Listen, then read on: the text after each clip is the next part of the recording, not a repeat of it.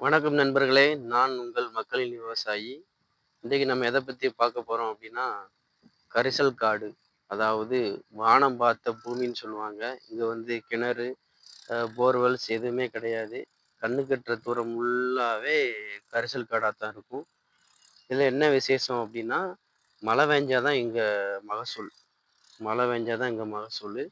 அப்படிங்கிறப்போ, இப்பயே இங்க பாருங்க, இப்பயே உழவடிச்சு எல்லாமே பூமிய வந்து ஆ ஆற போடுறாங்க. அதாவது உள்ள வெயில் அடிச்ச ஹீட் இருக்கும்.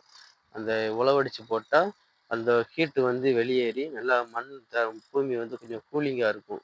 அப்படிங்கிறப்போ அடுத்த மகசூலுக்கு கொஞ்சம் நல்லா இருக்கும். அப்படிங்கிறப்போ, இப்போ வந்து உழவடிச்சுக்கிட்டு இருக்கிறாங்க.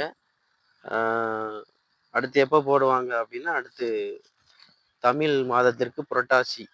புரட்டாசி. அதாவது ஆடிப்பட்டம்ன்னு சொல்லுவாங்க.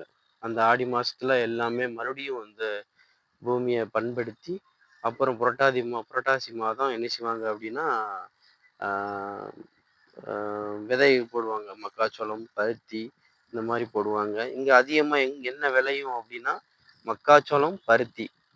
அதிகமா இந்த 2 தான் மகசூல் பண்ணுவாங்க. ஒரு 10% உளுந்து அந்த மாரி போடுவாங்க. அப்படிங்கிறப்போ, ஆ இன்றைக்கு பாருங்க எல்லாருமே உழவடிச்சு இந்த பூமிய வந்து பண்படுத்துறாங்க. கொஞ்சம் சப்போர்ட் பண்ணுங்க மக்களே! அடுத்த வீடியோல பார்ப்போம். நன்றி.